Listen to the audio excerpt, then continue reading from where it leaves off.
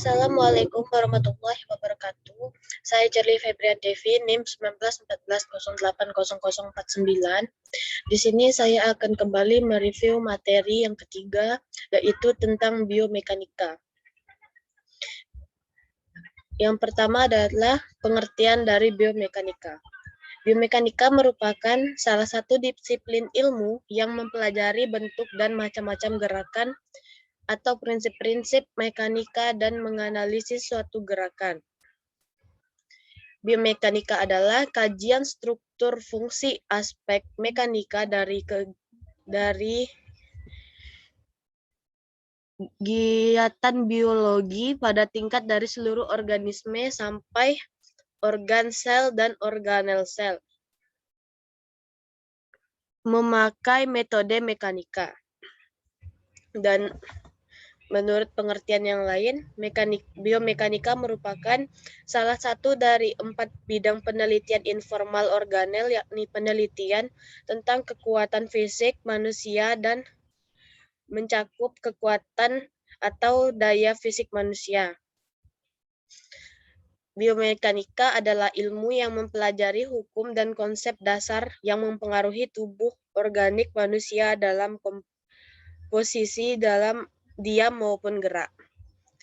Biomekanika adalah ilmu yang mempelajari daya internal dan eksternal di tubuh manusia dan efek yang ditimbulkan oleh gaya tersebut.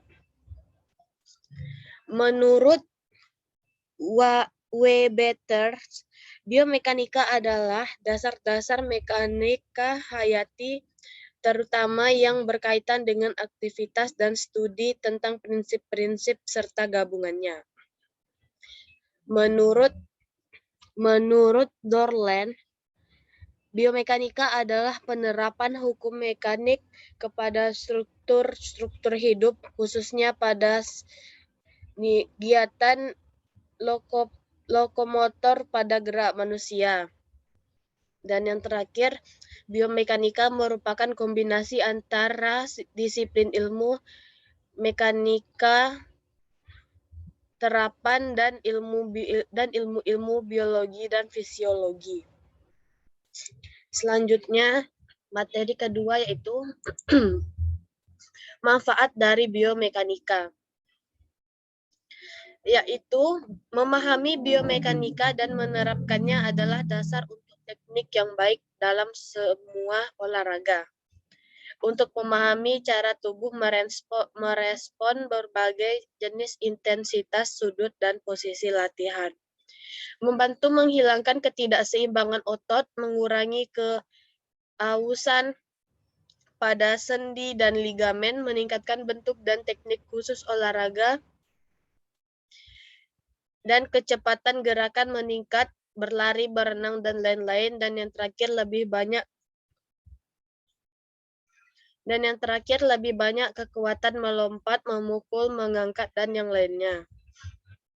Selanjutnya, materi yang berikutnya. Contoh manfaat biomekanika dalam bidang kesehatan. Yang pertama, biomekanika membantu menciptakan teknik-teknik baru dalam menampilkan suatu keterampilan yang menghasilkan efektivitas yang lebih tinggi. Nilai dari analisa biomekanika adalah rentang postur atau posisi. Mengevaluasi pekerjaan apakah itu berbahaya atau tidak, merancang kembali pekerjaan yang mudah diterapkan, dan biomekanika membantu memperkecil atau mencegah cedera yang diakibatkan oleh gerakan yang banyak. Perancangan peralatan kerja misalnya membuat alat bantu gerak yang dapat digunakan untuk meringankan penderita cacat maupun penderita kerja lainnya. Selanjutnya materi yaitu tentang 3 contoh pembagian biomekanika. Yang pertama ada biostatik, yaitu studi tentang struktur makhluk hidup yang berhubungan dengan gaya-gaya ketika mereka berinteraksi. Kedua, biodinamik, yaitu studi tentang dasar-dasar dan pembagian gerakan yang berhubungan dengan gaya yang dilakukan makhluk hidup. Dan yang ketiga, bioenergetik, yaitu studi tentang transformasi energi yang terjadi dalam tubuh makhluk hidup. bioenergetik ini terkait dengan proses biotermodinamika. Biostatik adalah bagian dari biomekanika umum yang hanya menganalisis tubuh pada posisi diam atau bergerak pada garis lurus dengan kecepatan seragam. Biodinamik adalah bagian dari biomekanik umum yang berkaitan dengan gambaran gerakan-gerakan tubuh tanpa mempertimbangkan gaya yang terjadi atau kinematik dan gerakan yang disebabkan daya yang bekerja dalam tubuh atau kinetik. Materi selanjutnya yaitu 2 klasifikasi konsep biomekanika. Biomekanika diklasifikasikan menjadi 2 bagian, yaitu ada general biomekanik yang artinya adalah bagian dari biomekanika yang berbicara mengenai konsep-konsep dasar yang mempengaruhi tubuh organik manusia baik dalam keadaan diam ataupun dalam keadaan bergerak. Dibagi atas 2 yaitu biostatik dan biodinamik. Biostatik bagian dari biomekanika secara umum yang hanya mempelajari tubuh dalam posisi diam. Sedangkan biodinamik adalah bagian dari biomekanika yang secara umum berkaitan dengan gambaran-gambaran gerakan tubuh tanpa mempertimbangkan gaya yang terjadi dan gerakannya disebabkan oleh gaya yang bekerja dalam tubuh. Sedangkan occupational biomekanik yaitu bagian dari biomekanika penerapan yang mempelajari interaksi fisik antara pekerja dengan mesin, material, dan peralatan yang dengan tujuan untuk meminimalkan kelelahan pada sistem kerangka otot agar produktivitas kerja dapat meningkat. Selanjutnya, teori keseimbangan benda tegar dan penerapannya pada makhluk hidup. Kesetimbangan adalah suatu kondisi di benda dengan resultan gaya dan resultan momen gaya sama dengan 0. Benda tegar adalah sebuah benda yang bentuknya tidak berubah ketika akan diterapkan gaya dan objek yang dianggap sebagai titik dari ukuran yang dapat diukur dengan benda-benda yang akan dimasukkan ke dalam sistem partikel. Sesuai dengan hukum 1 Newton, kesetimbangan dapat dibedakan menjadi 2 macam, yaitu kesetimbangan statis dan kesetimbangan dinamik. Kesetimbangan statis yaitu kesetimbangan benda ketika dalam keadaan diam. Contohnya gedung, pelabuhan, rumah. Sedangkan kesetimbangan dinamik adalah kesetimbangan benda ketika dalam keadaan bergerak dengan kecepatan konstan. Aplikasi kesetimbangan benda tegar yaitu ada jembatan cantilever, jembatan gantung, pemikul keranjang buah, ayunan dalam kondisi diam, dan layar LCD gantung.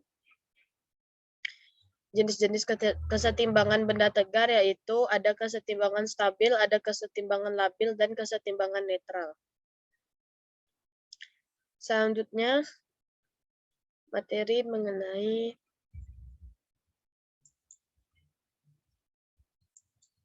prinsip pesawat sederhana pada tubuh manusia.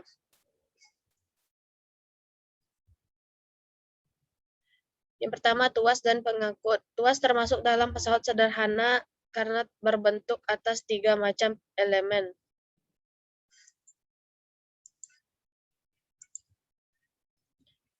Utama seperti titik lampu, titik beban, dan titik tangkap gaya. Tuas memiliki kesamaan dengan bagian tubuh pada manusia, pada bagian lengan dan memiliki otot bisep dan trisep. Kedua, bidang miring. Pada tubuh manusia, bidang miring diaplikasikan pada kerangka telapak kaki dan juga otot pada pergelangan kaki yang akan berjinjit guna untuk menjangkau tempat yang lebih tinggi. Dan yang ketiga ada katrol yang sama-sama digunakan untuk mengangkat benda berat dan keduanya juga menerapkan prinsip kerja sistem gerak manusia pada bagian lengan.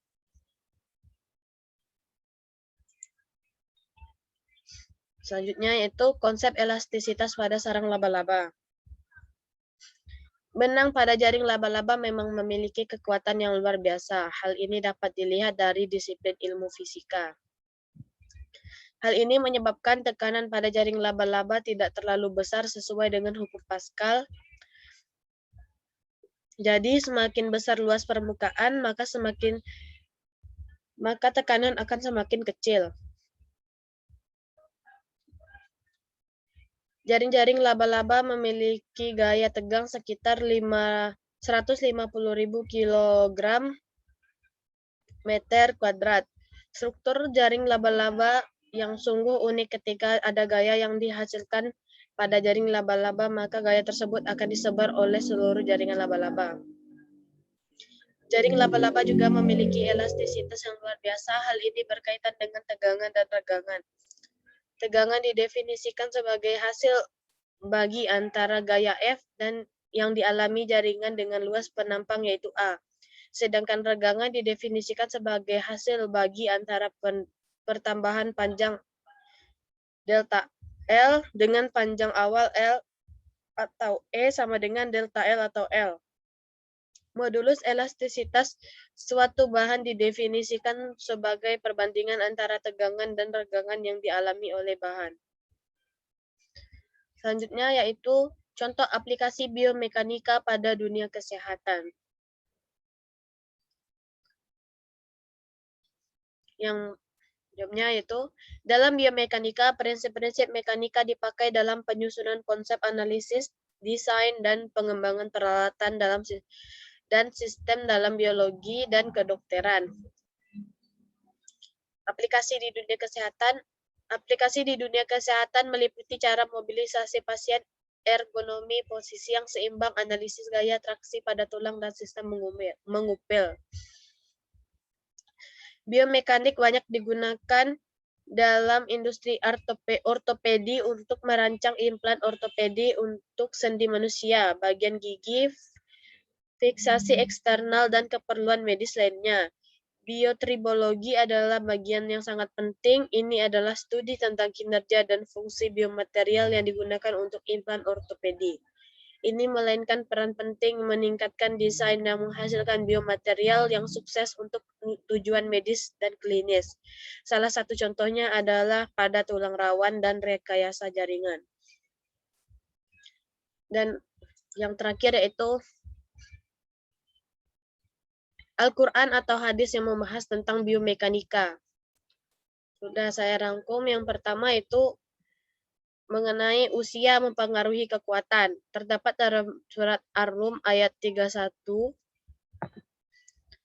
yaitu artinya Allah, dialah yang menciptakan kamu dari keadaan lemah, kemudian dia menjadikan kamu sesudah keadaan lemah itu menjadi kuat.